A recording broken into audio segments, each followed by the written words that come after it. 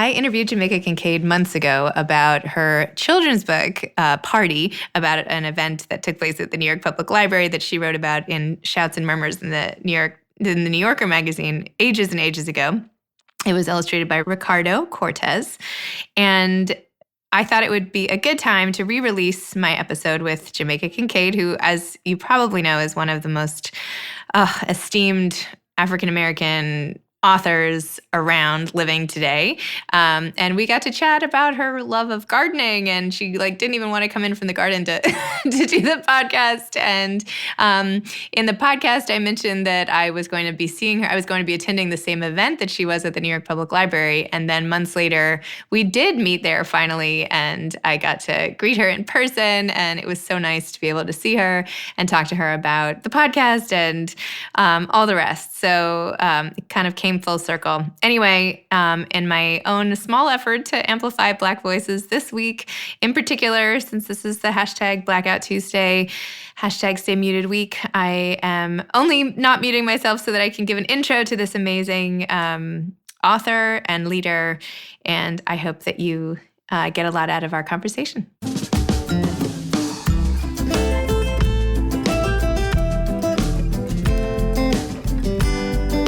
Hi, I'm Zibby Owens, and you're listening to the Webby-nominated podcast, Moms Don't Have Time to Read Books. I am just beyond excited to be talking to the legendary writer, novelist, and professor Jamaica Kincaid today. Jamaica is most recently the author of children's book Party, illustrated by Ricardo Cortés. Originally from Antigua, Jamaica, who was born named Elaine Potter Richardson, came to the United States to work as an au pair at age 16. She was a staff writer at the New Yorker magazine for 20 plus years. Her books include novels Annie, John, Lucy, At the Bottom of the River, the autobiography of my mother, Mr. Potter, A Small Place, My Brother, My Garden, Among Flowers, and See Now Then. Some of those were not novels, by the way.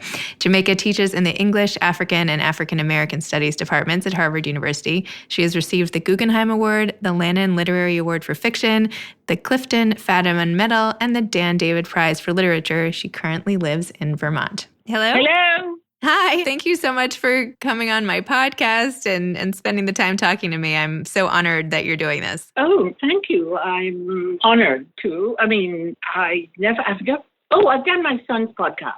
But anyway, I mustn't waste time on my podcast history. Go ahead. So I have so many questions for you, but the first thing I want to talk about is your latest book, Party, with Ricardo Cortés. And I just interviewed him too, and he was lovely and told me all about everything, about how it became a book. But I want to hear it from your perspective. How did you do your first children's book, Party? Oh, well, it's because of him. I never thought of doing a children's book. I don't think there's such a thing as a children's book. I read all kinds of books, and the idea that I don't know what a children's book means really. Do you have to talk a different way to children? So I never thought of myself as doing a children's book. I mean, when I was a child, I could have read the books and would have loved to read the books I have written, and I don't consider I've written children's books. And sometimes I read the books I read as a child, which sometimes were in the children's library. And some of the books I read were not in the children's library. They were books I found from my mother or something. But in any case, I never thought of writing a children's book. But Ricardo apparently had read some of the stories I read for Talk of the Town, talk stories. And he liked that one and thought it would be a good children's book. I was quite mystified by it at first because, I think of those stories I wrote in Talk of the Town as sort of little sketches of how I would come to write. I mean, if you ever read the talk stories, they're very weird. They're not like talk stories at all. The traditional talk story, which is a piece of reporting. But I would combine reporting with stylistic things. Mr. Sean Dent of the New Yorker once said to me that the only worse reporter than me was George W.S. Trow. And he did, I think, mean it as a compliment. He loved George and he loved me. So that's story, I had gone to the 50th anniversary party of the publication of the Nancy Drew books. And I had loved them as a child. They were in the children's library. Though I liked even more a series about Cherry Ames, who was a nurse. But the Nancy Drew stories, I remembered them, and I'd gone to the 50th anniversary, this party. And I think at the time they were suffering in sales. This was in the early 80s or 70s, I can't remember, it's so long ago. And so they gave this big party in an old house that was supposed to be a replica of something that Nancy and her friends would be trapped in after they'd gone to investigate some trivial something that seemed to be murder, but it made murder seem like a swimming party. Anyway, he said he could make it, he would love to illustrate it, but I didn't do any writing. I think he may have edited it. I didn't pay much close attention to what he would do with the text so much as I loved his illustrations. I would buy the book just to look at the illustrations. They are beautiful. They're really, really beautiful. Really just evocative of such a time and place, and they're beautiful of the library, and they're really great. I must say I had to read it a couple times, and I'm like, did I miss what the mystery of this was? So you were the one who was at this event. Can you give us like an inside scoop? What were they actually pointing to? What did they see? Well, they would have seen how I wrote the story. If you read the story, is that I was making fun of, how to say this, because it's my interpretation, but I was making fun of the whole, what we now call, I didn't have this word for it at the time, but what we now call white privilege, the idea of, first of all, of these well-off girls who had, lived comfortably someplace in New Jersey. They were white. They had nothing in their lives, really. And they would look for something wrong. And there was something never really wrong. The wrong was an invention, some peerless person with horses or something. And the party really was about nothing, just trying to drum up sales to this really kind of sexist, racist story. I was making fun of, as I say, what we now call white privilege. But Ricardo could see another interpretation of that. They would discover something which they would keep a secret. And so he thought he would leave it up to the imagination of the child. What did they see? And should they go back and look for clues in the drawings? And I think how I read it from his point of view, the clues, but this is only because of my own obsession, the clues would be in all the flowers scattered around, and that what they see is some mysterious garden. And if I were, as I say, I left it up to him, but if I were to rewrite it, I suppose I would have put in the mysterious thing they saw would be Montezuma's garden or something like that, or paradise or something, which would be garden related. But that would be my interpretation, and it's up to the reader to say, well, what do you think they saw? When go back through the pictures, and what do you think they saw? A scene in which the people who are at the party made into angels, or, because they're not very nice people if you look at them and the institution. So that, but I really left it up to him. But in my story, I was making fun of the nothingness of that was in the books. It's supposed to be, the stories later become interpreted as some empowering of females or something like that. I think empowering of white females, because white women always want to do what white men do. I think that for them is the allure of equality. If men can kill 6 million people, why can't we do it too? So that was my interpretation originally of the nothingness of in this house. But again, that's what I get from reading the story. And I think Ricardo wisely thought it should stir up your imagination. What do you think they saw, given all the things, where they're from, how they're dressed? their background, they walk up into this grand affair. What do you think they are looking for? I think he was very wise to do it. I agree. It's a great book for any type of audience. I just love the pictures, and I love the mystery of it, especially because it's about a mystery book. So anyway, I really enjoyed it. Thank you for sharing it in this form and everything.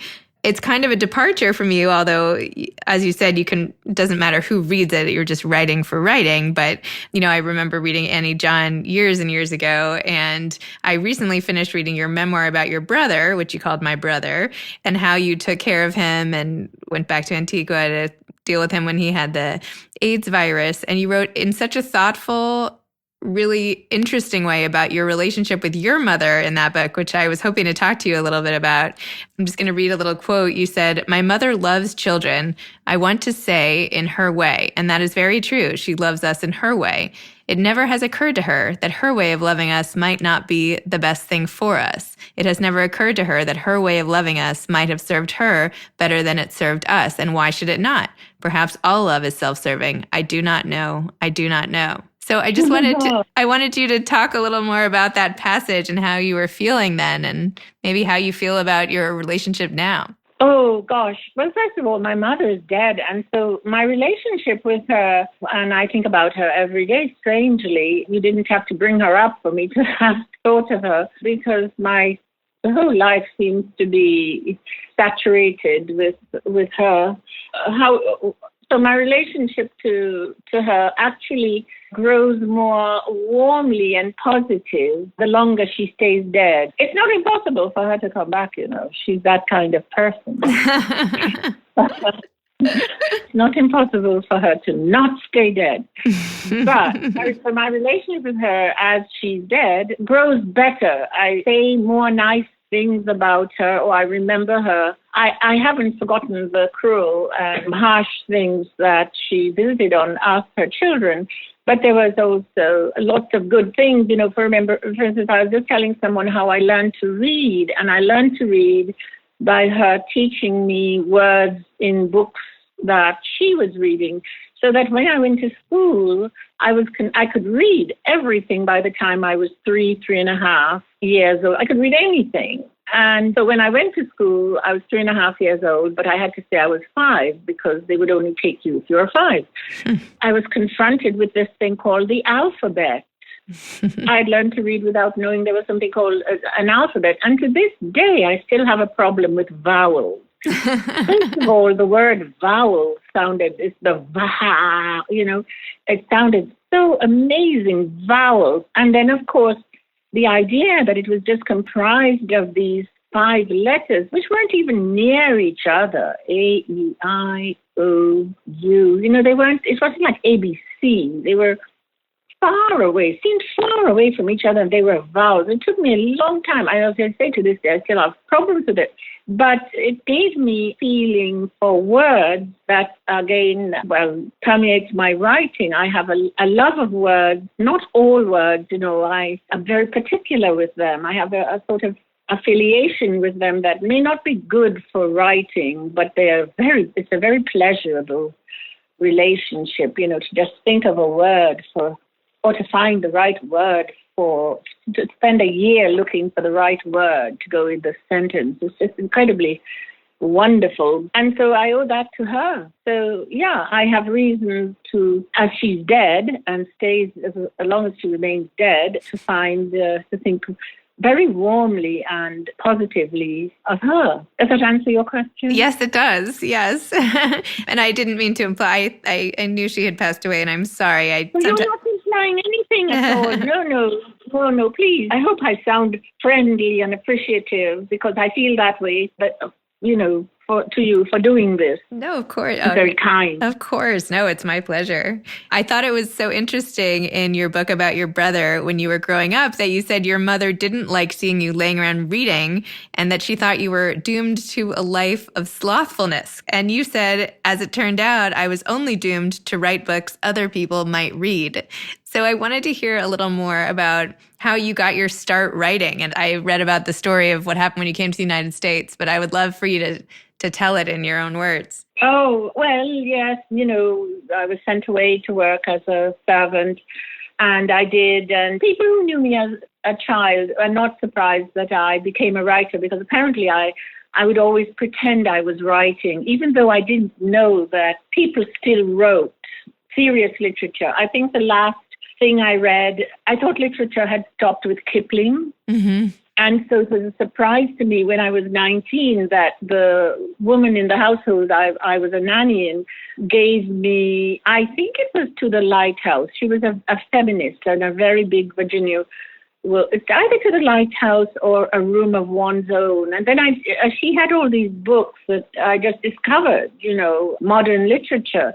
I remember that around that time, while I was there, a book by Vladimir Nabokov had come out. I think it was Ada. I still don't know how you pronounce it. And I was amazed. I read it and I couldn't understand it at all. I didn't like it. It was perhaps the beginning of me thinking of, I like this, I don't like this, and so on.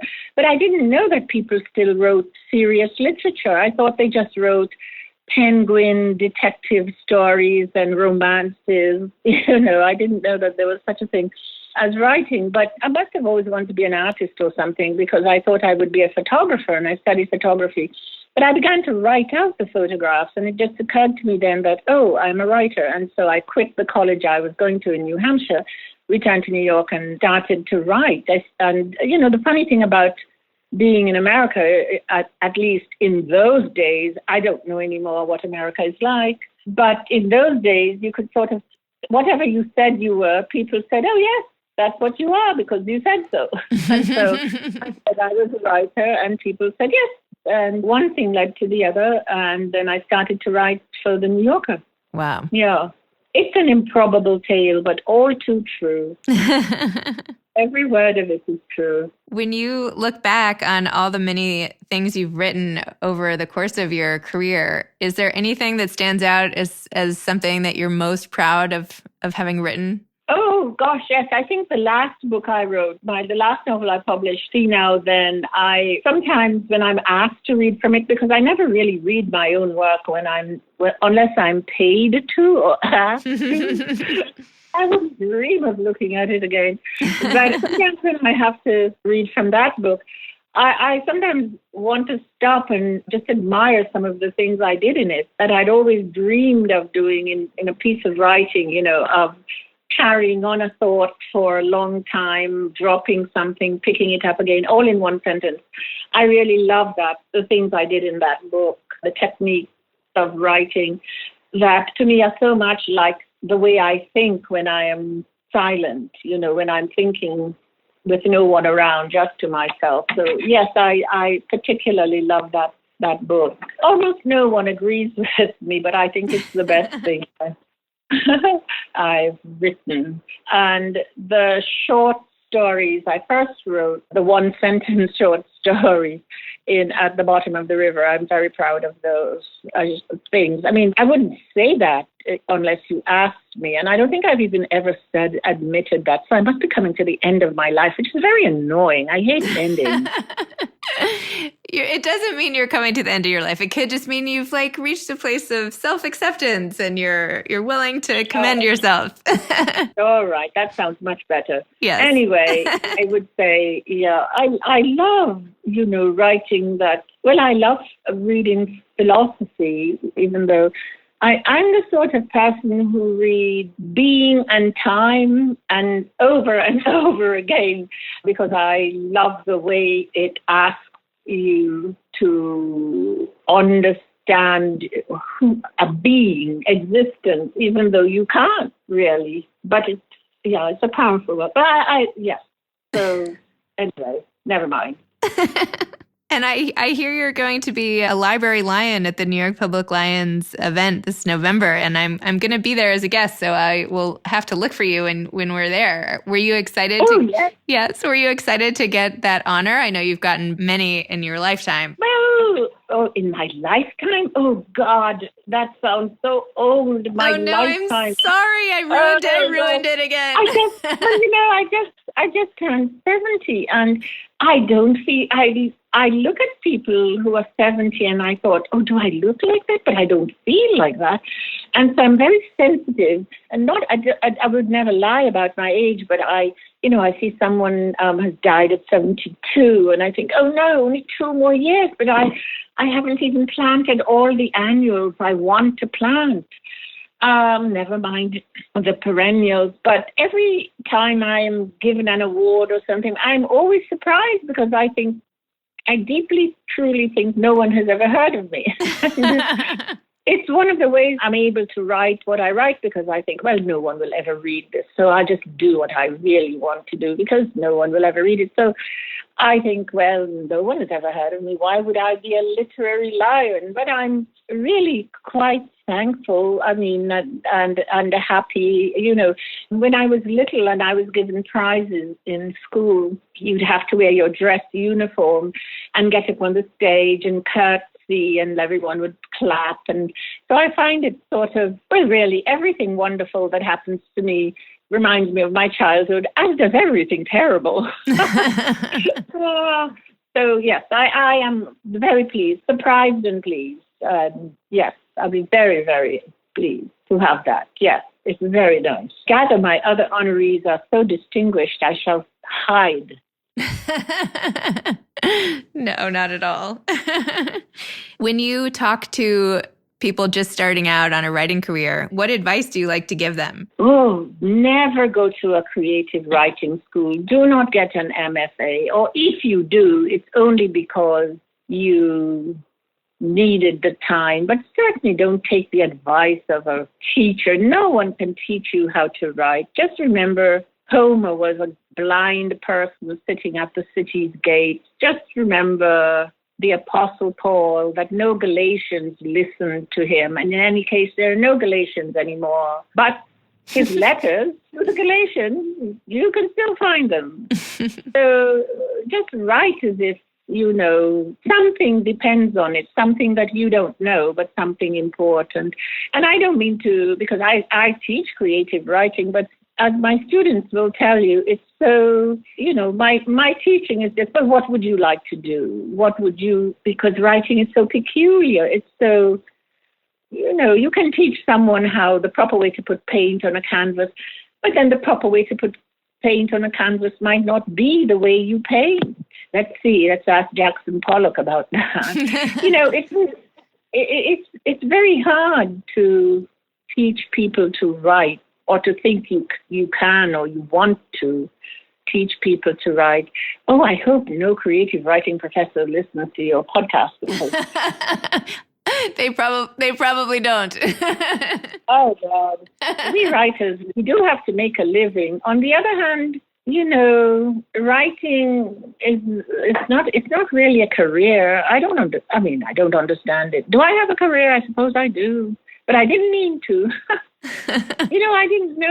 I didn't know you could do this, that this could be done. I had no idea. So that's the other thing with young people starting to write, is that they think perhaps this has something to do with being rich and famous and so on, and it really doesn't. It's unfortunate that, we writers are part of something called publicity, but it's really something quite wonderful and holy, I think. But anyway, so advice to young writers.